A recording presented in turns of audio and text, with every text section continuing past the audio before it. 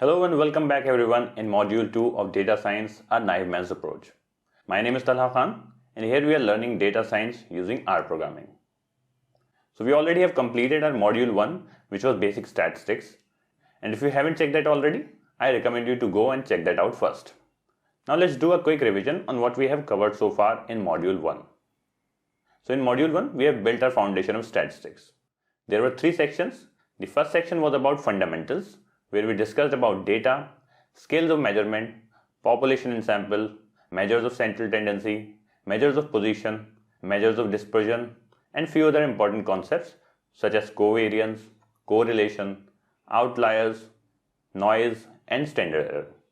Then in the second section, we talked about probability and distributions, where we discussed about the probability concepts, in which we saw what are sample space and events, methods of assigning probability, the types of probability, Bayes theorem, and probability distribution functions. Then we learned about different types of distributions, starting with binomial distribution, normal distribution, z-score and its use, t-distribution, chi-square, and f-distribution. And in the last, we learned few important concepts such as odds, log odds, confidence interval, population proportions, and central limit theorem. Then we moved on to the last section, that was hypothesis testing. In this section, we discussed about the statistical hypothesis and its testing. So first we saw what is the statistical significance, then type 1 and type 2 errors, and finally the types of hypothesis testing, where we saw the steps involved in testing. Then we saw different types of testing, such as single mean, single proportion, difference of mean, difference of proportions, chi-square test, ANOVA test, one-way and two-way, and MANOVA. So that is all that we have covered in Module 1, and I think we are good to go with Module 2 now. So let's see what is there in Module 2. Okay, so there will be 2 sections in this module. In section 1, we will learn the basics of RStudio. So few definitions will be there. And then in the second section, we will practice R. So we will try to learn those things that we have covered in Module 1 by implementing them in R. This way we will develop a strong understanding of the concepts as well as its implementation. So in the first section, that is Introduction to R, we will discuss what is R, why should we use it, what are objects like data structures, and then different types of data structures. So let's start with the first topic of our section 1. So the first question is, what is R? Now R has its roots in S, which is also a programming language. So S came into existence to make data analysis easy. Hence, it has not come from a traditional language, and its primary objective was to build a language suitable for interactive data analysis. Now coming back to R, the main limitations of S was that it was available as a commercial package. So R was introduced in 1995 and a core group was created which controls the source code of R. Then in 2000, R was made available to the public as an open source free software. Now you may ask, why should we use only R? Why can't we use something else? Well, there are a couple of reasons to use R. First of all, it is free and open source, which is quite a good reason to use it.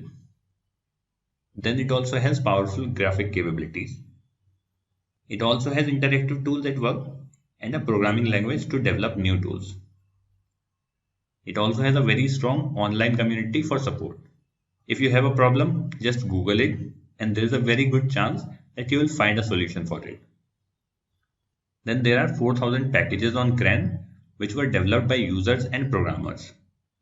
There are packages available on GitHub, Bitbucket, and people even put packages on their websites. So many a times if you want a tool to do something, then chances are that it is already available for free. So I think these are good enough reasons for using R. Now moving to the next topic, which is data structures. So data structures are also called as objects. So let's understand this with the help of an example. Suppose we have exam scores of the students. So this is a data structure. Though it doesn't give us much information, but it is a type of data structure. Now let's say, along with the scores of the students, we also have the names of these students. Now this is again a data structure, but it also tells us the names that are associated with each score. So data structures are a way of collecting and organizing the data so that we can perform operations in an efficient way. Now let's see few more terms with the help of an example. Suppose we have a scorecard of students which has name of the students, his/her percentage, their score and their grades. So the header here are called as attributes in R, which are like metadata for the object. These metadata can be very useful in describing the object. Few examples of attributes/metadata are shown here, such as names, dimension of a matrix or array, class, length, or other user-defined attributes. Then we have class of the objects. So there are 5 basic classes in R, which are character, numeric, integer, complex, and logical, which is true or false. Then let's see what are the different types of data structure. So if you understand the different types of data structures, you will be able to use R efficiently because we will be manipulating them day in and day out while working with R.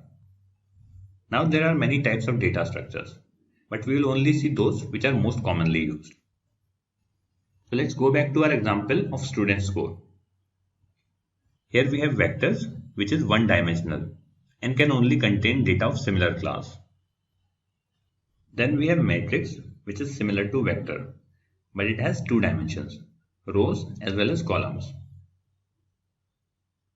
After that we have list, that are a special type of vector that can contain elements of different classes.